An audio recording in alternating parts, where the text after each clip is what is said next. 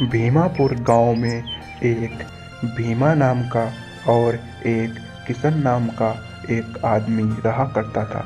भीमा हमेशा पूजा किया करता था और किशन अपनी मेहनती से हमेशा फसल किया करता था। एक दिन वो दोनों भाई आपस में बात करते हैं।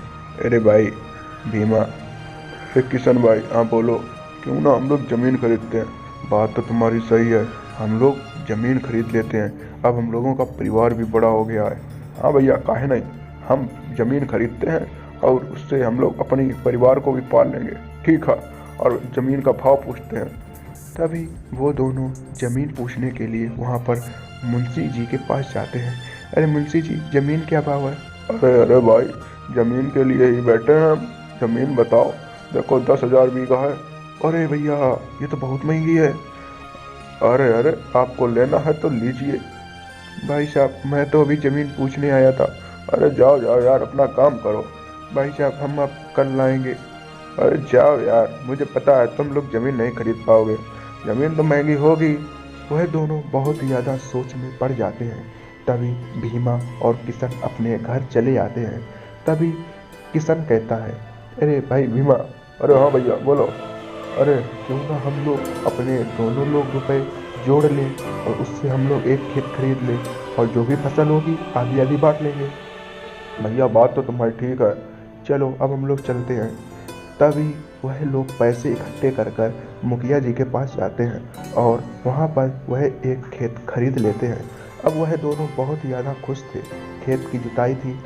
अरे भैया, अब खेत जोत लेते हैं। अरे भैया हाँ, चलो चलो, अभी हमने पूजा करके आते हैं। चलो चलो, अभी मैं खेत पर ही मिलूंगा। बेचारा किशन खेत पर जाता है और पूरे दिन हल चलाता है, परंतु भीमा उधर दूसरी ओर भगवान की पूजा ही करता रहता है। तभी शाम होती है। अरे भैया, खेत जुत गया। हाँ, अरे हम क्या करें, हम तो भगवान की पूजा ही करते रहे। अरे हाँ भैया, जुत गया। अब कल बस अनाज बो जाए। अरे हाँ भैया, कल अनाज तो हम बो ही देंगे। चलो अब हम लोग सुबह मिलते हैं। तभी प्रातःकाल होने के लिए वह लेट जाते हैं और शाम हो जाती है। प्रातःकाल होते ही किशन भीमा के पास आता है। अरे भैया, चलो हम लोग वो अनाज खरीद लेते हैं। हाँ काहे नहीं, चलो चलो, अभी हमने पूजा कर लेते हैं, फिर इसके बाद से हम खेत पर ही मिलेंगे। बेचारा किशन फिर से अनाज खरीदता जाता और अनाज खरीद कर वह पूरे खेत में फैलाता और पूरे खेत की जुताई करता और वह बहुत ही मेहनती करता। तभी फिर से वह दोनों शाम को मिलते। अरे भैया, आप खेत पर नहीं आए। अरे क्या बताएं यार, हम खेत पर आ ही नहीं पाए, हम भगवान की पूजा ही करते रहे। वैसे भी पूजा करनी भी जरूरी है। देखते ही देखते ऐसे ही दिन गुजरते गए। काफ़ी दिन गुजर जाने के बाद में उनके खेत पर फसल लहराने लगी और फिर इसके बाद में जब फसल काटने की बारी आई, वह दोनों बहुत ही ज़्यादा खुश थे। अरे भैया, आप, अरे अब हम लोग फसल काट लेते हैं। हाँ हाँ काहे नहीं, तुम फसल काटो, हम अभी आ रहे हैं। देख, भगवान को पूजा करके आते हैं, जो हमारी इतनी अच्छी फसल हो गई है, अच्छी भाव में भी चली है। देख रुको रुको, हम पूजा करके आते हैं। तभी किशन वहाँ फसल काटने लगता है और दूसरी ओर वह पूरी फसल काट देता है। तभी भीमा आता। अरे भैया, अब हम लोग इसको बांट लेते हैं। अरे अरे, ऐसे कैसे बांट लेते हैं? मैंने इसमें ज़्यादा मेहनत की है, इसका ज़्यादा हिस्सा मैं लूँगा। अरे, पूजा तो मैंने की है, मैं ही प्रार्थना करता रहा, तब इतनी बढ़िया फसल हो गई है, और ये वैसे तो इसका हिस्सा हमको ज़्यादा मिलना चाहिए। ऐसे ही उन लोगों में बहस बढ़ने लगी। धीरे धीरे वह एक दूसरे को मारपीट भी करने लगे, परंतु बात ज़्यादा ही बढ़ गई। तभी वो दोनों मुखिया जी के पास जाते हैं और मुखिया जी को अपनी सारी बातें बताते हैं। उनकी लोगों की बात सुनकर मुखिया जी भी हैरान पड़ जाते हैं। फिर वह अपना दिमाग लगाते हैं। तभी वह अपने नौकर से 2 बोरी कट्टा चावल बुलाते हैं। अरे भाई देखो, इसमें चावल में कंकड़ हैं, जो भी कंकड़ सबसे पहले बीन कर लाएगा उसी को ही ज़्यादा फसल का हिस्सा मिल जाएगा। अब तुम लोग सोच लो, अब जल्दी से बोरी उठाओ और सुबह मिलना। अरे मुखिया जी, हम अपना ये काम कराने आए हैं, हम आपका काम करने के लिए नहीं आए हैं, हमारी फसल बांटो। देखो, जो भी इस चावल से जल्दी से कंकड़ साफ कर कर लाएगा मेरे पास प्रातःकाल, उसी को ही मिल जाएगा। तभी वह दोनों अपनी अपनी बोरी ले लेते हैं। बेचारा किशन पूरी रात चावल से कंकड़ निकालता है और पूरी रात कंकड़ निकाल लेता है। उधर दूसरी ओर भीमा अपने आराम से पूजा कर कर सो जाता है। तभी प्रातः काल होता है। पूरी रात चावल से कंकड़ निकालने के कारण किशन बेचारा सो जाता है, परंतु भीमा सुबह उठकर मुखिया जी के पास पहुंच जाता है। अरे मुखिया जी, अब तो हम आ ही गए हैं, अब हमको मिलना चाहिए। अरे भाई साहब रुक जाइए, बेचारे किशन को भी आने दीजिए।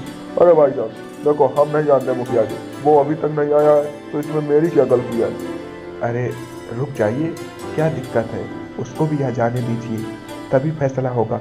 अरे ना ना मुखिया जी, हमारे तो फसल पूरी साफ हो ही गए होंगे, क्योंकि मैंने पूरे रात पूजा की है। अरे अरे आ जाने दीजिए।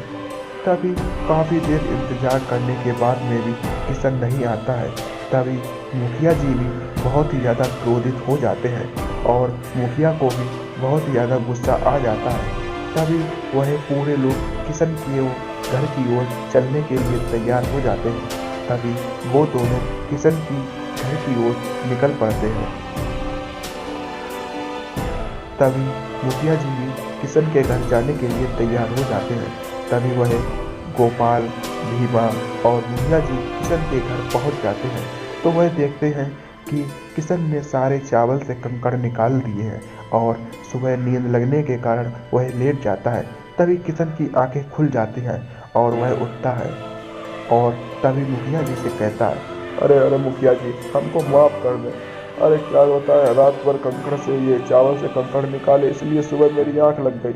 अरे अरे मैं तुमसे बहुत ही ज़्यादा खुश हूँ, तुमने अपने चावल से सारे कंकड़ निकाल दिए हैं, इसीलिए फसल का हिस्सा तुमको ज़्यादा मिलेगा, ये मेरा फैसला है।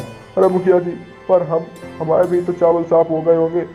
तभी मुखिया जी कहते हैं, अरे जाओ अपने चावल में देखो जाके कंकड़ साफ हो गए हैं या नहीं। तभी भीमा अपने घर जाता है और तभी वह अपने घर देखता है कि उसके एक भी चावल से एक भी कंकड़ साफ नहीं हुआ है। तभी मुखिया जी कहते हैं, अरे भीमा, क्या तुम्हारे चावल साफ हो गए? अरे नहीं मुखिया जी, एक भी कंकड़ नहीं निकला है चावल से। अब मैं क्या बताऊं, मुझे माफ़ कर दीजिए। देखो भीमा, पूजा करना गलत बात नहीं है, परंतु पूजा के साथ साथ मेहनत भी करनी चाहिए। भगवान भी उसी की सुनता है जो मेहनत करता है, इसीलिए पूजा के साथ साथ मेहनत